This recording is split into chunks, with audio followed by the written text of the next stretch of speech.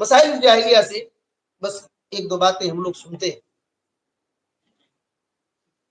دیکھیے مسائل الجاہلیہ میں ایک بات یہ آئی تھی کہ اللہ رب العالمین کی آیتوں کے ساتھ کفر کرتے تھے. اللہ کی آیتوں کے ساتھ کفر کرتے تھے, تمام آیتوں کو انکار کر دیتے تھے. یہ جاہلیت میں ایسا بھی تھا. جاہلیت کی ایک بات یہ بھی ہے کہ کچھ آیتوں کا انکار کرتے تھے, سب نہیں. یہ بھی جاہلیت ہے. کچھ آیتوں کا انکار کر دیں گے, یہ بھی جاہلیت ہے. اور اس کا کیا نتیجہ ہوگا آپ کو ابھی اس میں معلوم ہوگا. کہتے ہیں کہ جحد بعضها, بعض آیتوں کا انکار کر دینا یہ بھی جاہلیت کا مسئلہ ہے. بعض آیت کو انکار کر دینا یہ بھی جاہلیت کا مسئلہ ہے. شیخ صالح الفوزان حفظہ اللہ, اللہ تعالیٰ ان کو جزائے خیر دے, ان کی عمر کو اور دراز کرے اور ان کا سایہ ہمارے اوپر اللہ دیر رکھے, ان کے علم سے ہمیں فائدہ اٹھانے کی توفیق دے. بہت بڑے عالم دین ہیں. تو انہوں نے شرح کیا ہے, ان کی شرح سے ایک دو باتیں ہم لوگ سنتے ہیں. کہتے ہیں اہل الجاہلیہ متوافقون فی التکذیب بآیات اللہ, کہ اہل جاہلیت کے لوگ جو ہے اللہ کی آیتوں کو انکار کرنے والے میں درجہ ہے, ان کا درجہ ہے. منہم من یکذب بآیات اللہ کلھا, ان میں سے کچھ ایسے لوگ ہیں جو اللہ کی تمام آیتوں کا انکار کرتے ہیں, تمام آیتوں کا انکار کرتے ہیں. ولا یؤمنون بکتاب, اور وہ اللہ کی کسی بھی کتاب پر ایمان نہیں لاتے, سب کا انکار کر دیتے ہیں. جیسے کہ مشرک لوگ ہیں جن لوگوں نے نبیوں پر ایمان ہی نہیں لایا, اجمال اور تفصیل دونوں طرح سے ایمان نہیں لایا. تو جب نبیوں ہی کا انکار کر دیا تو ان پر جو کتابیں نازل ہوئی اس پر کیسے ایمان لائے؟ بازم آ رہی ہے. وہ مشرک لوگ جو نبیوں ہی کا انکار کر دیا تو نبیوں پر جو کتابیں نازل ہوئی اس پر ایمان رکھیں گے؟ نہیں رکھیں گے. تو یہی کہہ رہے ہیں کہ نبیوں کا ان لوگوں نے بالکل تفصیل کے ساتھ انکار کر دیا. تو یہ بات تو اس سے بڑھ کر کے ہے کہ وہ کیسے نہیں انکار کریں گے جو ان پر کتاب نازل ہوئی تھی. تو اہل جاہلیت میں کچھ لوگ ایسے بھی تھے, اور کچھ لوگ ایسے تھے من یؤمن ببعض, کچھ پر ایمان رکھتے تھے, وَيَكْفُرُ بِبَعْضٍ, اور کچھ آیتوں کا انکار کر دیتے. کون لوگ ہیں؟ کل یہود والنصارى, جیسے یہود اور نصارہ کہتے ہیں کہ من آمن ببعض الکتاب وکفر ببعضه, کچھ لوگ ایسے ہوئے کہ اللہ کی کچھ کتاب کے کچھ حصے پر ایمان رکھے اور کچھ حصے کا انکار کر دیا, اور اس طریقے سے کچھ کا انکار کرنے کی وجہ سے پورے کا انکار کر دیا. کچھ انکار کرنے کا نتیجہ کیا ہوا؟ پورے کا انکار کر دیا. یہ بات اللہ رب العالمین نے سورہ البقرہ میں ذکر کیا ہے. سورہ البقرہ جو دوسرے نمبر کی سورہ ہے, اس کی آیت نمبر 80 پر 5 ایک بار پڑھیے تو تیلگو میں.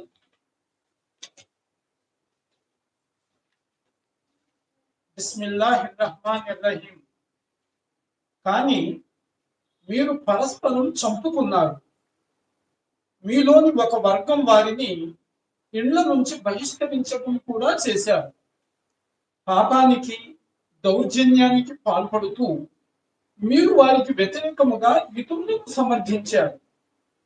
మరి వారు బంధీలుగా పట్టుబడి మీ వద్దకు వచ్చినప్పుడు మీరు వారి కోసం నష్టపరిహారం ఇచ్చిన మాట వాస్తవమే, కానీ మీరు వారిని వెళ్ళగొట్టడమే అధర్మం.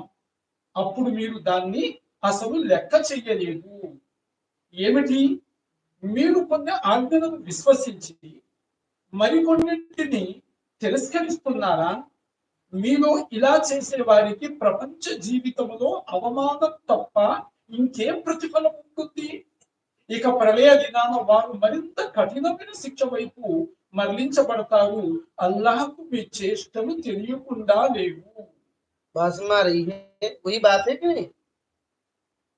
اس میں بات ہے, اللہ تعالیٰ کہتا ہے کہ افتؤمنون ببعض الکتاب وتکفرون ببعض, کیا تم لوگ کتاب کے کچھ حصے پر ایمان رکھتے ہو اور کچھ چیزوں کا انکار کر دیتے ہو؟ فما جزاء من يفعل ذلك منکم, تم میں سے جو ایسا کرتے ہیں اس کا کیا بدلہ ہے، کیا سزا ہے؟ الا خزي في الحیات الدنیا، دنیا کی زندگی میں صرف رسوائی، دنیا کی زندگی میں صرف رسوائی ہے۔ وَيَوْمَ الْقِيَامَةِ يُرَدُّونَ إِلَىٰ أَشَدِّ الْعَذَابِ، اور قیامت کے دن بڑے سخت عذاب میں وہ لوٹا دیے جائیں۔ دنیا میں رسوائی اور آخرت میں اس سے بڑے عذاب کی طرف لوٹا دیے جائیں گے۔ وَمَا اللَّهُ بِغَافِلٍ عَمَّا تَعْمَلُونَ، جو کچھ تم کر رہے ہو اللہ اس سے غافل نہیں، اللہ اس سے غافل نہیں ہے۔ اب سوچئے یہ کون کہہ رہا ہے؟ اللہ تعالیٰ کہہ رہا ہے کہ کچھ کتاب کے کچھ حصے پر ایمان لائے اور کچھ حصے کا جھٹلا دیے، تو دنیا میں اس کی کیا حالت ہوگی؟ ذلت، رسوائی، اور آخرت میں عذاب۔ اللہ غافل نہیں۔ تو عذاب کا نتیجہ کیا ہوا؟ عذاب کیسے ہوا؟ کچھ آیتوں کو انکار کرنے کا نتیجہ ہوا، کچھ آیتوں کو انکار کرنے کا نتیجہ ہوا۔ تو کہتے ہیں شیخ صالح الفوزان حفظہ اللہ، فَهُمْ لَا يُؤْمِنُونَ إِلَّا بِمَا يُوَافِقُ أَهْوَاءَهُمْ، کتاب کے کس حصے پر ایمان رکھتے تھے وہ لوگ؟ جو ان کے خواہش کے مطابق ہوتا، ان کے خواہش کے مطابق ہوتا۔ آج ہماری حالت وہی ہے، لوگوں کی حالت وہی ہے، جو قرآن کی باتیں دل کو لگتی ہے، ہم کو اچھا لگتا ہے اس کو لیتے ہیں، اور جو کڑوی رہتی ہے اس کو چھوڑ دیتے ہیں، حالانکہ کڑوی نہیں، وہ ہمارے دل کو اسے ہم نے بنا دیا ہے کہ ہم کو کڑوی لگ رہی ہے، حالانکہ وہ کڑوی نہیں ہے۔ کہتے ہیں وَمَا خَالَفَ أَهْوَاءَهُمْ كَذَّبُوا بِهِ، اور جو ان کے خواہش کے خلاف ہوتا اس کو پھر اس کو جھٹلا دیتے تھے۔ فَلَا يَنْفَعُهُمُ الْإِيمَانُ بِبَعْدِ الْكِتَابِ إِذَا كَفَرُوا بِبَعْدِ الْآخِرِ، کہتے ہیں کہ یہ جو کتاب کے کچھ حصے پر ایمان رکھتے تھے، اس کا ایمان نے کوئی فائدہ نہیں دیا، اس کے ایمان نے ان کو کوئی فائدہ نہیں دیا۔ کیوں؟ وہی جو کچھ حصے کو انکار کرتے تھے، اسی وجہ سے کہتے ہیں ولو آیا، اگر ایک آیت پر بھی ایمان نہیں لائے، ولو کلمہ من القرآن، اگر قرآن کا ایک کلمہ پر ایمان نہ ہو تو پورے قرآن کو جھٹلانے کی طرح، اور کوئی بھی ایمان فائدہ نہیں دے گا۔ لا ينفعهم ذلك، ان کو کچھ بھی فائدہ نہیں دیا۔ اور کہتے ہیں انہی میں سے یہ بھی مسئلہ ہے، کہتے ہیں منہم من یقول، انہی میں سے کچھ لوگ کہتے ہیں ان القرآن مخلوق، قرآن مخلوق ہے، قرآن مخلوق ہے۔ اور معتزلہ وغیرہ کا یہ عقیدہ بنا جو ہم لوگوں نے ابھی پڑھا نا، پورا قرآن مخلوق۔ امام احمد بن حنبل رحمۃ اللہ علیہ کے زمانے میں بہت مسئلہ یہ ہوا کہ قرآن مخلوق ہے، حالانکہ اللہ کا کلام ہے، یہ غیر مخلوق ہے۔ کہتے ہیں کچھ لوگوں نے کہا لفظہ و معنیٰ، قرآن مجید کے الفاظ بھی اور اس کا معنی بھی مخلوق ہے۔ اس کا کیا مطلب ہے مخلوق کا؟ اس بات کو اچھی طرح سمجھ لیجیے۔ لوگوں کا یہ عقیدہ ہے کہ اللہ تعالیٰ نے کلام نہیں کیا، اللہ نے کلام نہیں کیا، بلکہ اللہ نے پیدا کیا ہے۔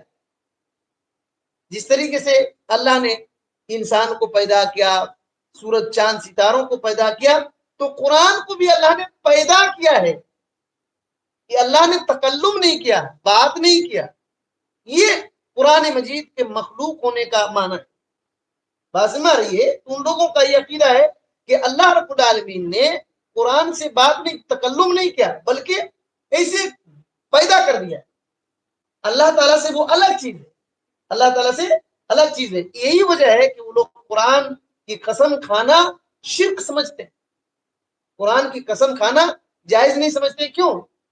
قرآن کو مخلوق مان رہے ہیں، اور مخلوق کا قسم کھانا جائز نہیں، مخلوق کا قسم کھانا جائز نہیں۔ ہمارا عقیدہ یہ ہے کہ قرآن اللہ کا کلام، قرآن اللہ کا کلام ہے، اور اللہ رب العالمین کے صفت ہے کلام، بات کرنا اللہ کا صفت ہے۔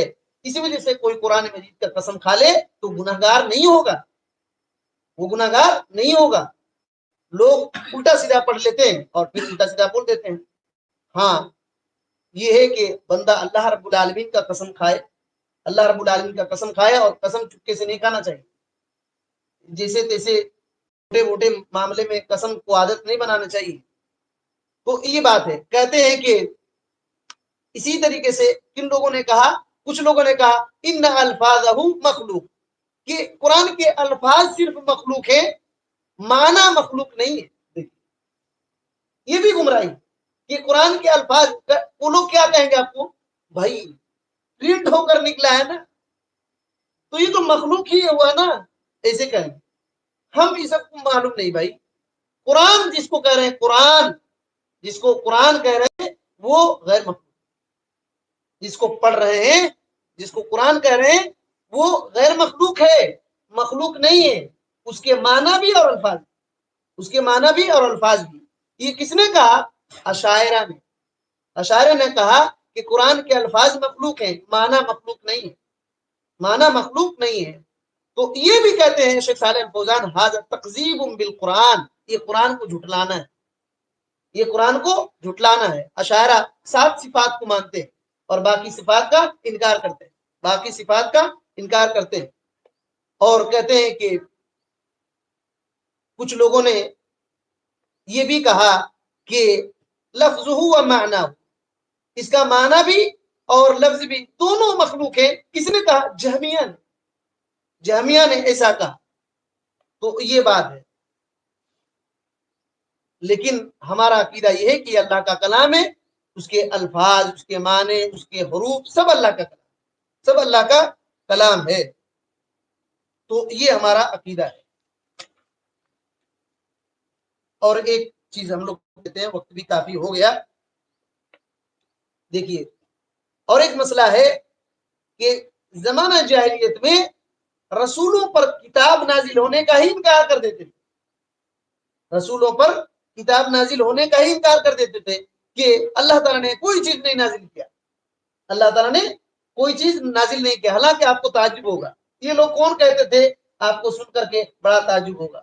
وہ لوگ کہتے تھے جو کہتے تھے کہ حضرت موسیٰ علیہ السلام پر اللہ نے تورات نازل کیا.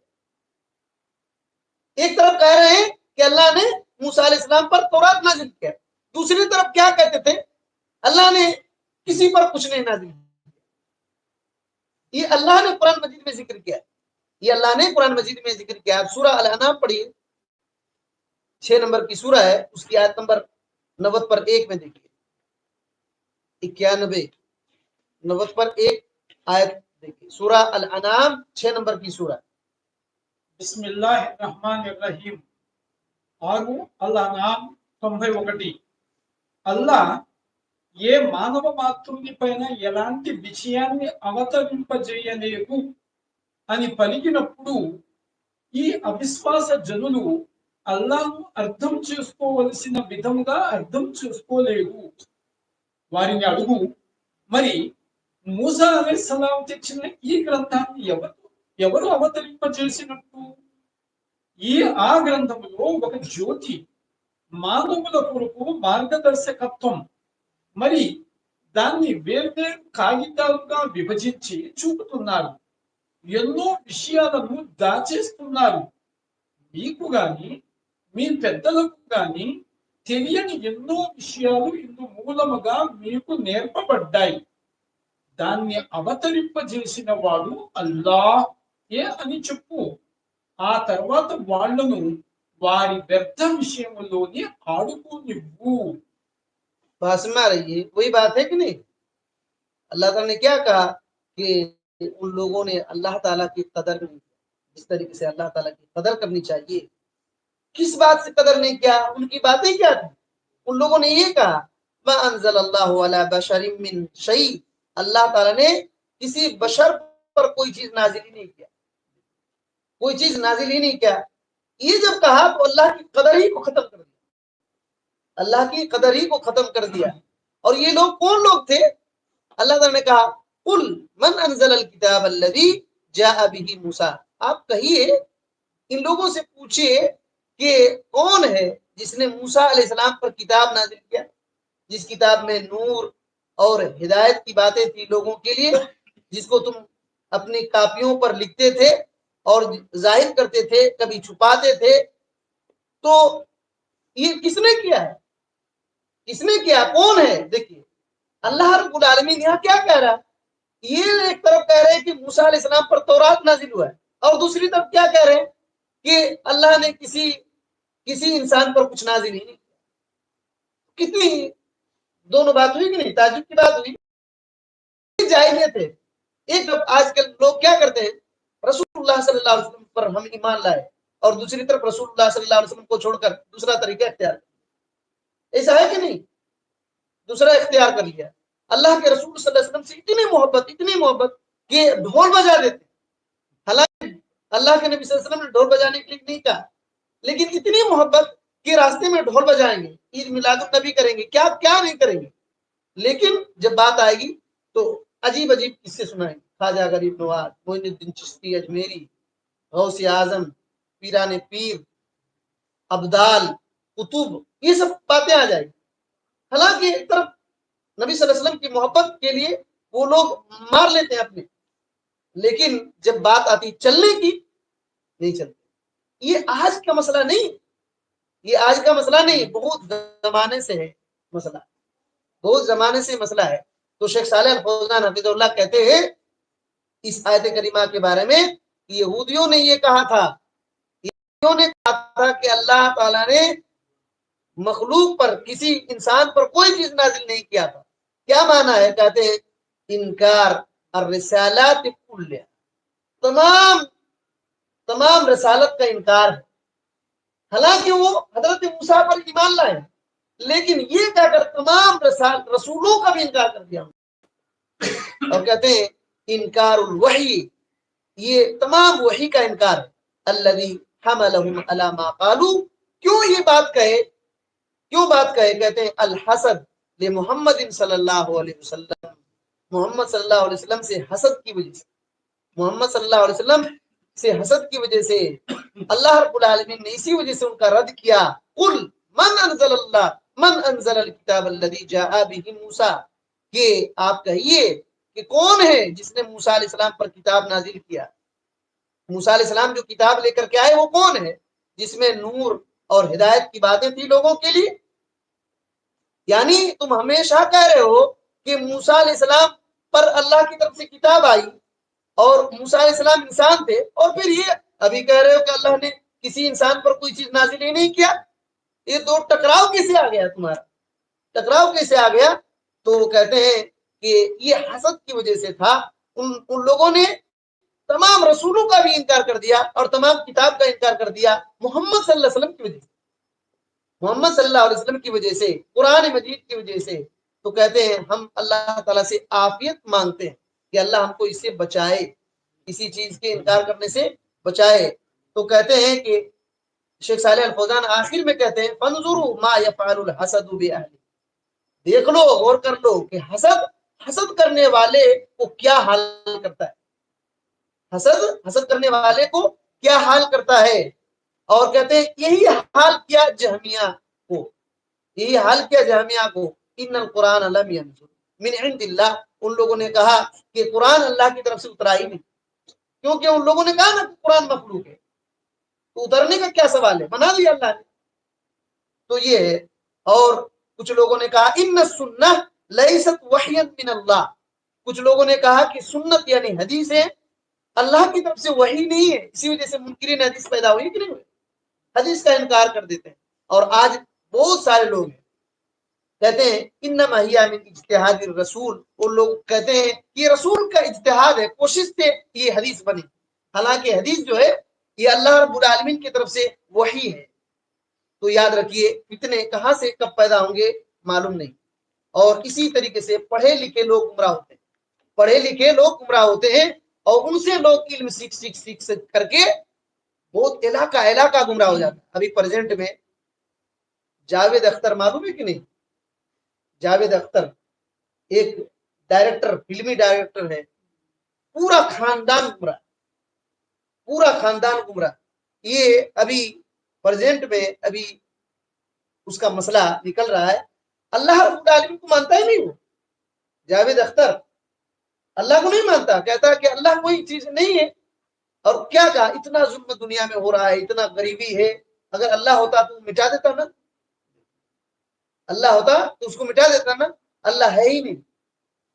اور نبی صلی اللہ علیہ وسلم کو الٹی سیدھی باتیں، اور یہ لوگ کتنے بڑے لوگ سمجھ جاتے ہیں، حالانکہ کتنا گھٹیا لوگ ہیں، جس نے اللہ رب العالمین کے بارے میں ایسا کیا اس کی کیا عزت ہے۔ لیکن دنیا میں ایسے لوگوں کے آگے پیچھے لوگ ہیں، اور ان کو بلایا جاتا ہے اور یہ بھاشن دیتے ہیں، اور اس طرح سے اپنا عقیدہ بیان کرتے ہیں، اپنا عقیدہ بیان کرتے ہیں. لوگ ٹی وی میں سن کر کے کہتے ہیں کہ ارے بھائی اتنا اونچائی پر پہنچا ہے، دیکھو اس کا راستہ کیا ہے، ہم بھی اس راستے پر چل کر کے اونچائی پر جائیں گے. اونچائی نہیں، بہت نیچائی ہے، بہت نیچائی. جو آدمی اللہ پر ایمان نہ رکھے، اللہ نے کہا ہے کہ یہ لوگ زمین کے مخلوق میں سب سے بری مخلوق ہیں. یہ کچھ باتیں تھیں. اللہ رب العالمین سے دعا ہے کہ اللہ تعالیٰ ہمیں ان باتوں کو صحیح سمجھنے کی توفیق دے، صحیح علم سیکھنے کی توفیق دے اور قبول کرنے کی توفیق دے.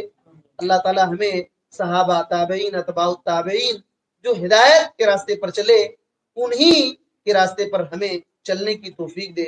ہر قسم کی بدعات، خرافات، شرک اور بدعات خرافات کے راستوں سے اللہ تعالیٰ ہم کو بچا لے.